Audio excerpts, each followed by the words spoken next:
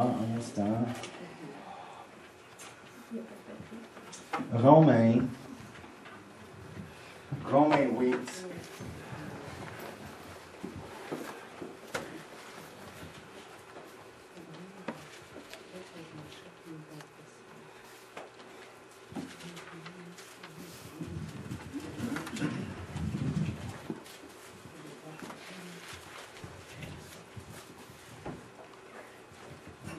On a commencé une petite série de notre héritage. Donc, en Romains 8, versets 16 et 17, Paul a dit à l'Église, et c'est nous, donc si c'est quelque chose d'écrit à l'Église, c'est pour nous, n'est-ce pas? Parce que c'était inspiré par le Saint-Esprit, malgré l'Église dans le premier siècle ou aujourd'hui, c'est pour nous. Romains 8, versets 16 et 17, l'Esprit lui-même rend témoignage à notre esprit que nous sommes enfants de Dieu. Et on a parlé la semaine passée de ça, comment le Saint-Esprit habite en nous, dans notre esprit, et il rend témoignage dans l'intérieur. Ici, il dit, que nous sommes enfants de Dieu. Il rend témoignage de plusieurs choses. Le plan de Dieu, qui ont fait les choses selon les œuvres de Dieu, il est là pour rendre témoignage. Oui, c'est correct, continue. Ou il peut rendre témoignage, attends, c'est pas correct, on n'aime pas ça. Ok, on a discuté ça. Verset 17, or si nous sommes enfants, nous sommes aussi héritiers. Héritiers de Dieu.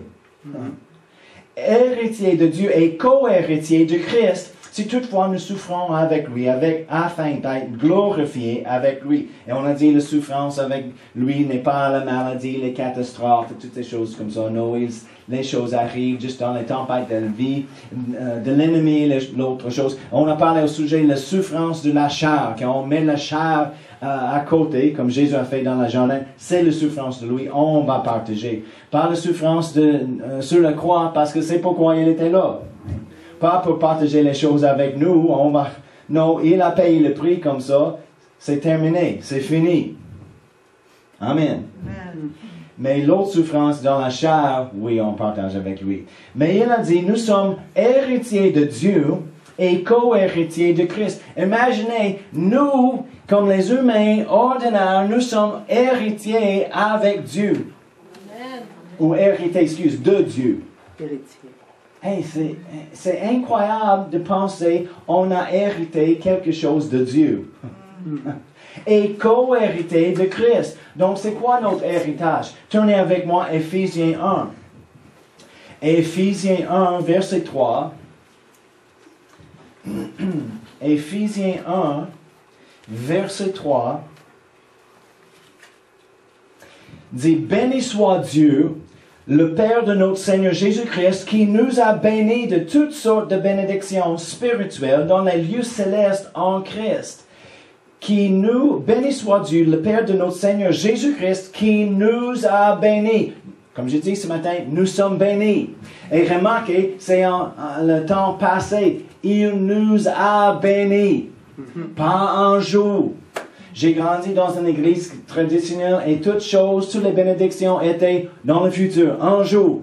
Un jour, il va me guérir. Un jour, il va me bénir. Et un jour, il va si ça, Mais si c'est toujours un jour est toujours dans le futur. Un jour arrive jamais. Mais la foi dit aujourd'hui, maintenant, j'ai. Ou je l'ai. Amen. Amen. J'ai reçu. On a prié. On croit en ce moment quand on prie qu'on a reçu et on le verra. Mais on doit croire. On a reçu. Donc, il nous a bénis de quelques bénédictions. Non, de toutes sortes de bénédictions. De toutes sortes de bénédictions spirituelles dans les lieux célestes en Christ. Il y a certains qui disent, oui, remarquez, c'est dans les lieux célestes. Quand on arrive, les bénédictions sont prêtes pour nous. Non, on n'a pas besoin des bénédictions là. Là. C'est le Québécois. Là. Je jase avec Ginette à drum violon tout le temps. Elle est Madame Lola. Parce qu'elle dit là tout le temps. J'ai demandé, quand on a commencé à Sherbrooke, on avait un petit cours de français, l'enseignante était excellente, elle est bilingue parfaitement, pas d'accent en anglais, pas d'accent en français. Et un jour, j'ai demandé, j'ai dit, c'est quoi là? Je comprends là, mais tout le monde dit là, c'est quoi ça? Elle a dit, oh, c'est rien. OK.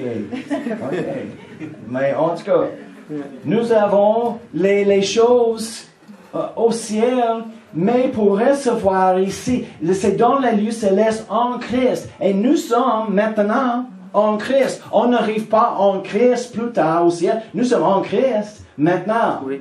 Encore, c'est pas comme le Québécois en Christ, mais en Jésus-Christ. Amen. Oui. En Christ. Il nous a bénis de toutes sortes de bénédictions spirituelles dans les lieux célestes en Christ. Donnez à 2 Pierre 1. 2 Pierre 1. Parce qu'on discute notre héritage. C'est quoi? Il nous a donné quoi? On a hérité quoi? Toutes sortes de bénédictions. Toutes sortes de bénédictions. On pense, j'ai lu une histoire de Donald Trump. Tu connais Donald Trump des États-Unis? C'est pas exactement comme Bill Gates, mais il est très riche. Et il y a des personnes qui disent, oh, si j'étais un héritier de lui ou quelqu'un avec... Mais la Bible dit, nous sommes héritiers de Dieu. Amen. C'est mieux que Donald Trump, c'est mieux que Bill Gates. Amen, et là plus. 2 Pierre 1, verset 3. Comme sa divine puissance nous a donné, en temps passé encore, il nous a donné. Donc, si il m'a donné, pourquoi je n'ai pas? On va regarder ça. Comme sa divine puissance nous a donné tout le monde dit tout. Tout ce qui contribue à la vie et à la piété. C'est bon ça. Tout. Il m'a donné tout.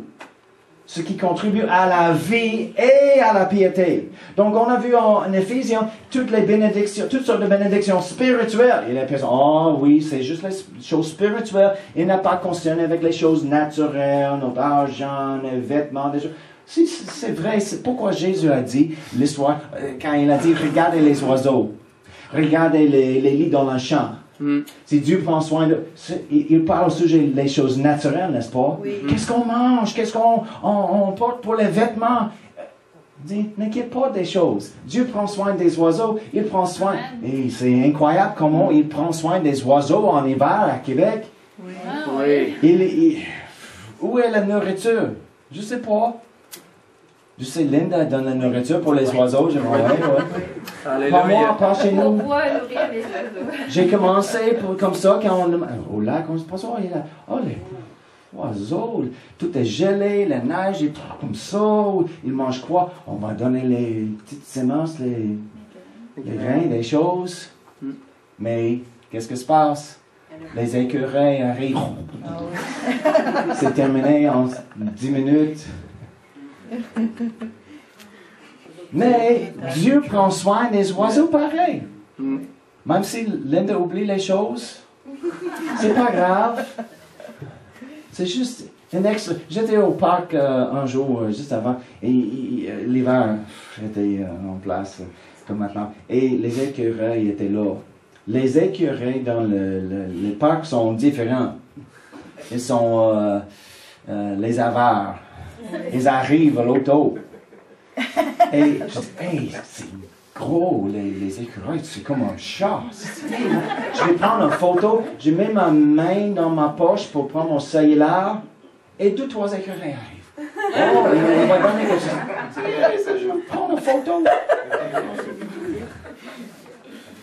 Mais c'est intéressant. Mais même pendant l'hiver, quand il semble il n'y a rien, Dieu prend soin des oiseaux. Amen. Et des écureuils. Des fois dans nos vies, il semble, oh c'est l'hiver, il n'y a pas de provision. L'obstacle et le manque est profond. Et où est la provision? Je ne vois rien. Mais Jésus a dit, regarde les oiseaux. Regarde les lits dans le champ. C'est tellement beau. Et il prend soin 2.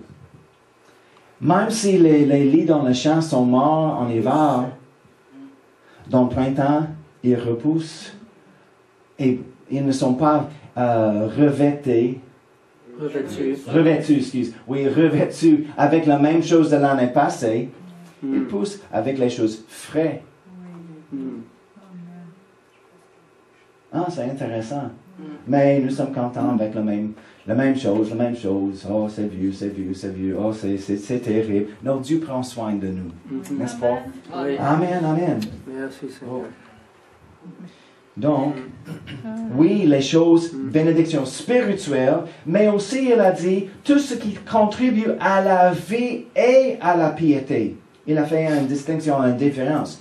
Au moyen, comment il fait ça? Au moyen de la connaissance. La connaissance de celui qui nous a appelés par sa propre gloire et par sa vertu. C'est qui celui qui nous a appelés, excuse? Dieu. Oui. Donc, il fait ça, il nous a donné tout ce qui contribue de toutes ces choses, au moyen de la connaissance de celui. Si on manque la connaissance de celui, on va manquer notre héritage. On va manquer tout ce qui contribue à la vie et à la piété. À cause de l'ignorance. Qu'est-ce qu'il a dit en Osée? Mon peuple, comment on dit en français? Sont détruits à cause de l'ignorance. Oui, exact. On a besoin d'avoir la connaissance. Et au moyen de la connaissance, on peut partager ou prendre notre héritage. Mais ça prend la connaissance. Avec la connaissance des choses, on peut le croire. Quand on croit, la foi arrive et on prend les choses par la foi, n'est-ce pas? Amen. Mais ça prend premièrement la connaissance. Si nous sommes ignorants des promesses, c'est vraiment une ruse de l'ennemi dans la religion. Dans mon église traditionnelle, j'ai resté très loin de la parole de Dieu. Ça ne m'intéresse pas. Pourquoi? Parce que c'est juste un livre des règles. Non, c'est pas vrai. J'ai pensé ça à cause des enseignements de mon église. Les règles et les choses, la tradition, c'est dur, et c'est le grand fardeau sur moi. Lire la Bible, chaque jour, oublie ça. Je vais écouter juste un verset que le pasteur va dire dimanche matin, c'est assez pour la semaine. Imaginez. Et les catastrophes arrivent et on demande, où est Dieu? On était très, très faible spirituellement. C'est la parole de Dieu et la nourriture spirituelle. Et on a reçu juste un petit morceau, un verset. Pas comme moi qui donne plusieurs versets. C'est juste toujours un verset. Et après, il a parlé 30 minutes de ce verset. Peut-être poésie ou quelque chose. Et c'est terminé. Wow. C'est notre nourriture pour la semaine. On ne fait rien toute la semaine. Et on s'est demandé pourquoi. Pourquoi les choses arrivent? Pourquoi je manque la foi? Oh, nous sommes faibles dans la foi. Oui, parce que c'est la nourriture. Si on manque les connaissances de sa parole, on va manquer notre héritage. Mais on trouve les promesses, comme on a cité. Il y a pour l'offrande, c'est plusieurs versets de la Bible dans nos confessions. Oui. C'est les promesses de Dieu. Les écluses des cieux sont ouvertes vers moi. Oui. C'est Malachie. Amen. Serre et secoué, qui déborde. C'est en Luc 6, verset 38. Il y a des autres versets, les promesses de Dieu concernant nos finances. Mais si nous sommes ignorants, on n'a pas la connaissance de ça, on va manquer notre héritage. C'est quoi notre héritage concernant nos finances? Le moisson. Oh, non, Dieu va me donner les choses qu'il veut. Non, il a donné tout, la Bible dit, toutes choses. Toutes sortes de bénédictions spirituelles, tout ce qui contribue à la vie et à la piété. Amen. Tenez à Romains 8, verset 32. On va commencer verset 31. Romains 8. On chante ça des fois. C'est bon de lire. Si c'est pas souligné dans ta Bible, tu as besoin de le souligner. C'est une bonne promesse. Romains 8, 31. Que dirons-nous donc à l'égard de ces choses? Si Dieu est pour nous, qui sera contre nous? Amen. Lui, verset 32, lui qui n'a point épargné son propre Fils, mais qui l'a livré pour nous tous, comment ne nous donnera-t-il pas aussi toutes choses avec... Tout le monde dit toutes choses. Toutes choses. Toutes choses avec lui. Amen. Il a dit, mais qui l'a livré pour nous tous, comment ne nous donnera-t-il pas aussi toutes choses avec lui? Il a dit vraiment, Dieu a donné son Fils. Son Fils unique, le meilleur, le haut de gamme, le plus haut, le meilleure chose, il a déjà donné. C'est quoi le reste? Les autres choses. Il n'a pas épargné, il n'a pas épargné, oui, son Fils unique, il a donné. Oui. Il avait juste un. Oui. C'était pas un ange. Oh, c'est pas grave, il peut créer un autre ange. Il ne créait pas, parce que Jésus était Dieu. Il a donné son Fils unique. Il a dit, c'est quoi le meilleur? C'est quoi le Solution. C'est mon Fils. Oui. Je vais donner mon Fils. Oui. Et on pense, oh, mais Seigneur, ma famille a besoin de la paix. Il dit, s'il n'a pas épargné son Fils, il va garder les autres choses de nous? Non, il va donner tout, encore le mot tout.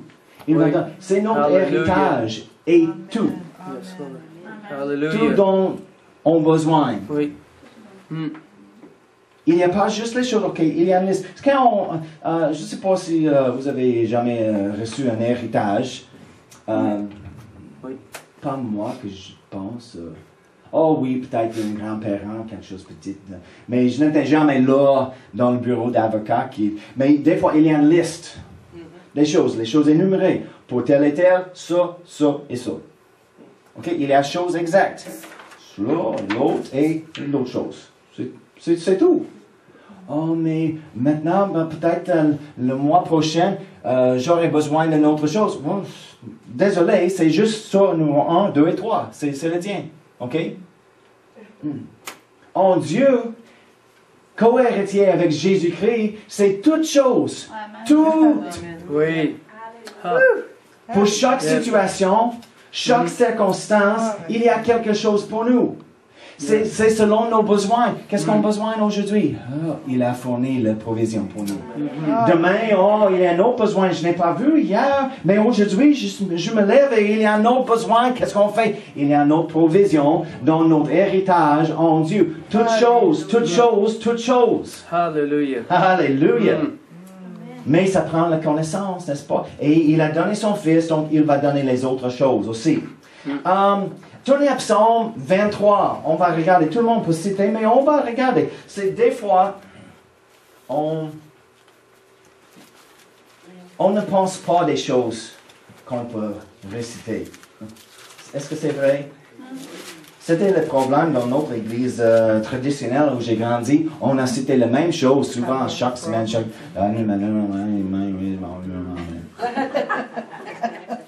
Et c'était vraiment la même puissance. Avec ça. C'était le niveau de notre puissance. Pourquoi? Parce qu'on doit... Dieu exige la foi. C'est la croissance. Ou la croyance. Oui, la croyance. On a besoin de croire dans les choses qu'on dit. On confesse avec la foi parce qu'on croit dans mon cœur. On peut réciter l'autre chose pour l'offrande avec Dieu va accomplir, viens à moi. Et rien se passe, c'est rien. C'est juste une chose, c'est juste les murs. C'est les paroles sur le mur, c'est tout. C'est puissant quand on croit dans nos cœurs et on confesse par la foi. Les choses changent. Oui. Psaume 23, on va commencer par dire l'Éternel est mon berger. L'Éternel, qui est mon berger? L'Éternel, le même Dieu qui a créé le monde, l'univers, a donné Jésus, qui a ressuscité Jésus, c'est l'Éternel. Oui. Et il est pas le berger. Non, il est mort. Il est mon berger. Amen. Oui. Mon Père. Oui. C'est pourquoi quand on peut arriver en face de l'ennemi avec une attitude, parce que l'Éternel est mon Père. Il est en arrière de moi en tout temps. Jésus, le Saint-Esprit est au-dedans de moi, sur moi. C'est pourquoi des fois les chiens sont comme ça.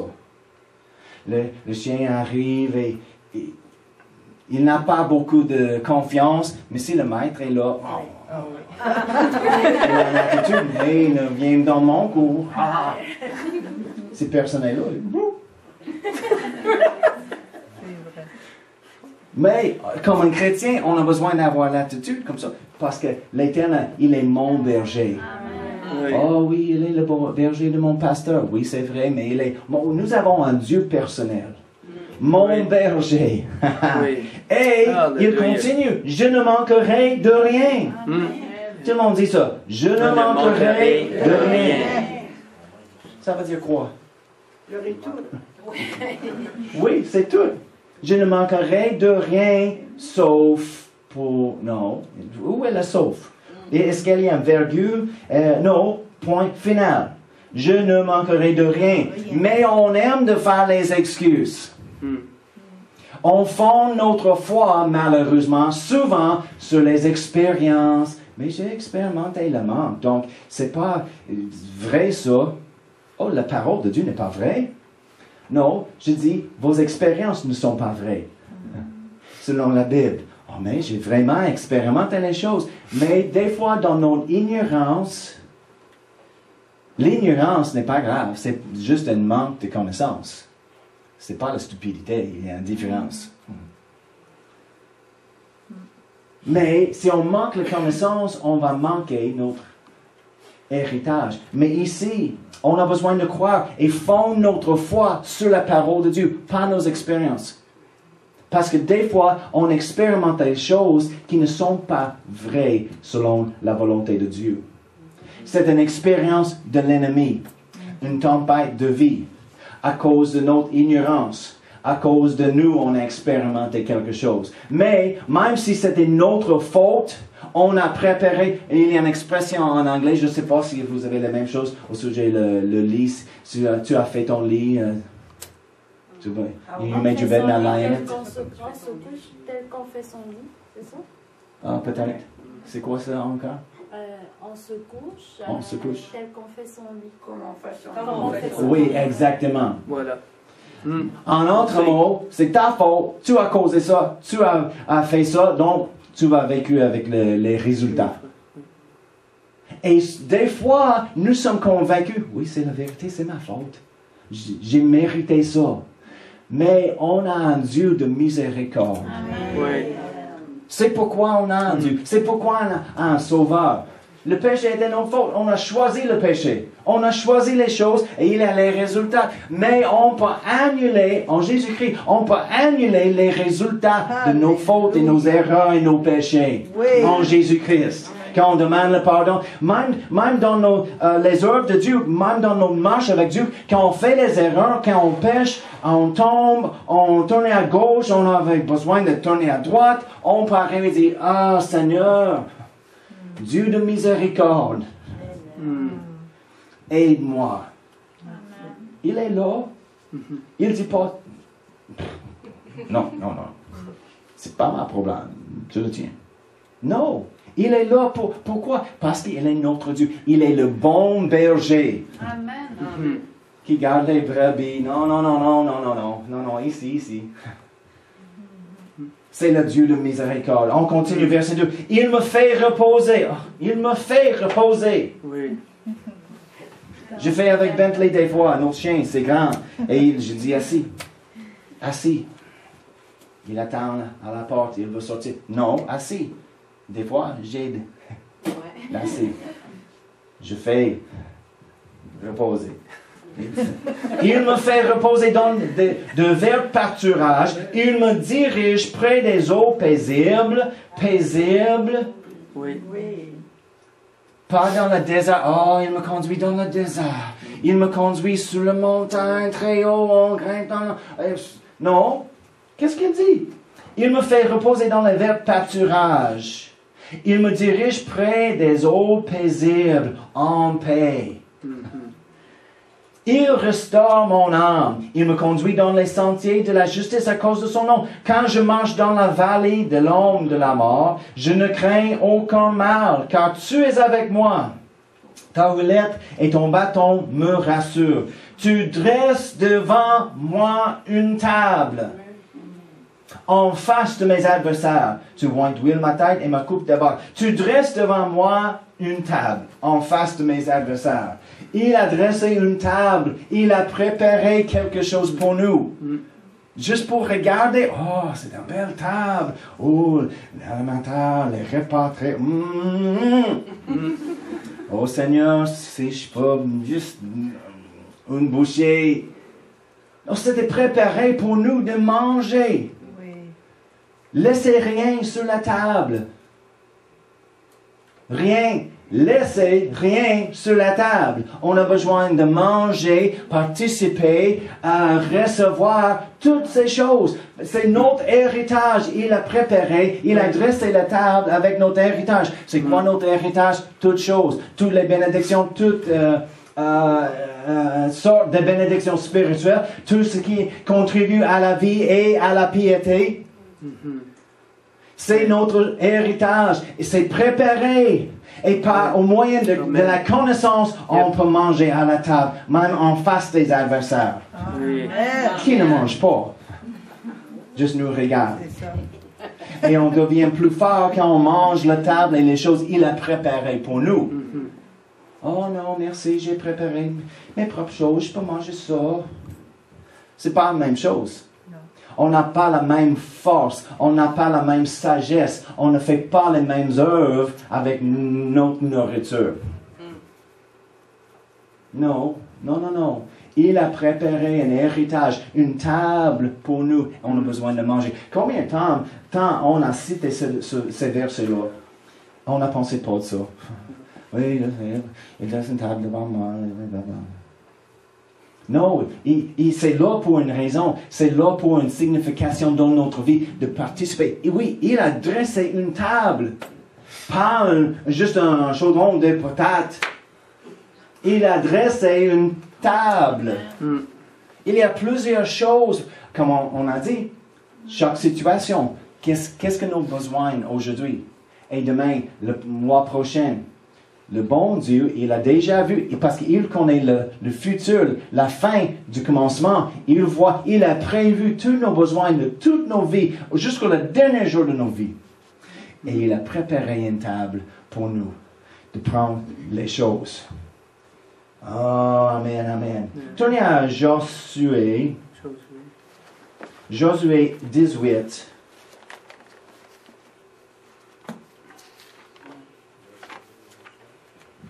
Je vais lire Actes. Parce que rappelez, on reçoit les choses comment? Par la foi. Amen. On reçoit les choses par la foi. Je vais lire Acte 28. Vous êtes là, Josué. On va terminer aujourd'hui avec Josué 18, mais premièrement, je vais lire Acte 26. Verset 18. C'est Paul qui était devant le roi Agrippa et il a raconté son histoire, son témoignage quand il a rencontré Jésus dans le chemin, la lumière, les choses. Et Jésus a dit à lui dans la vision, dans les choses, « Je t'ai choisi du milieu de ce peuple et du milieu de païens vers que je t'envoie, afin que tu leur ouvres les yeux pour qu'ils passent des ténèbres à la lumière et de la puissance de Satan à Dieu, pour qu'ils... » Remarquez, c'est la chose que Jésus a dit à Paul. C'est ton but, Paul. « Pour qu'ils reçoivent par la foi en moi le pardon de péché et l'héritage avec les sanctifiés. » Pour les sanctifiés, c'est nous, chaque personne en Christ, nous avons un héritage. Mais remarquez, il a dit, pour qu'ils reçoivent par la foi en moi le pardon et l'héritage. On reçoit l'héritage par la foi en Jésus-Christ. La connaissance, on croit, c'est la foi. On reçoit les choses par la foi. OK. Josué 18. J'arrive. Je pense, j'arrive. 18, on va commencer verset 1, 1 à 3. Toute l'assemblée des enfants d'Israël se réunit à Silo, et ils y placèrent la tente d'assignation. Le pays était soumis devant eux. Remarquez, le pays était soumis. OK? Vaincu. Soumis devant eux. Mais verset 2, il restait 7 tribus des enfants d'Israël qui n'avaient pas encore reçu leur héritage. Il reste, même avec le pays soumis, il a resté 7 tribus d'Israël qui n'avaient pas reçu leur héritage. L'héritage était là, ils étaient soumis, c'est juste pour recevoir. La traduction Sommer dit ils n'ont pas encore pris possession de leur héritage. Rappelez, la semaine passée, on a parlé de recevoir quelque chose. Ça veut dire quoi? De prendre. Encore, je vais donner l'exemple. Si Sam veut que je reçoive son cellulaire,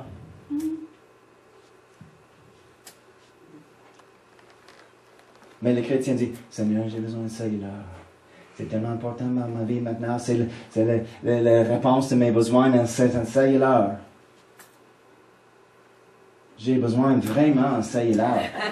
C'est pour moi de recevoir, n'est-ce pas? Qu'est-ce que la réponse, comment on recevoir ça? Comment on reçoit? J'ai besoin de prendre ça. Oui. Je n'ai pas pris, je n'ai pas volé. Non, il m'a donné et pour moi de recevoir, j'ai besoin de prendre avec ma main. N'est-ce pas? C'est pas rude, c'est pas un manque de bonne manière, c'est pas arrogant, c'est pas égoïste. Il m'a donné quelque chose et pour moi de recevoir, j'ai besoin de prendre. Mais souvent, on a pensé des choses dans une mauvaise façon. On pense, oh non, les choses arrivent. J'ai besoin, Dieu sait mes besoins, il connaît tous mes besoins. Où est la réponse? Où est la provision? Dieu, où es-tu? Il dit, j'ai préparé, j'ai dressé une table, une belle table, plein de provisions. Qu'est-ce que tu fais? Je suis à la table avec mes mains dans la poche. Mange. Recevez la nourriture. Dieu n'arrive pas avec une grande fourchette. Avion. Mais des fois, c'est comme on pense, comme un chrétien. Je ne prends pas les choses de Dieu. Il me donne. Oui, mais pour recevoir, on doit prendre. J'aime la version Sommer. Il n'a pas... comment exactement? Louis II dit n'a pas reçu. Prendre possession. Oui, il n'a pas pris leur possession. Il n'a pas pris possession de leur héritage. Oui. C'est la même chose. De prendre possession et de recevoir, c'est la même chose. Oui. Donc, pour recevoir notre héritage, qui est quoi? Toutes choses dont on a besoin. Tous nos besoins sont fournis en Jésus-Christ. Merci. Oh, merci Seigneur. C'est un grand héritage. Imaginez, un héritier de Dieu, co-héritier avec Jésus-Christ. Qu'est-ce qu'il a reçu? Nous sommes on partage avec Jésus. Pas comme avec mon frère. Quand on a partagé les bonbons quand on était jeune ou quelque chose. Le meilleur pour moi, le meilleur. Oh, je n'aime pas ça.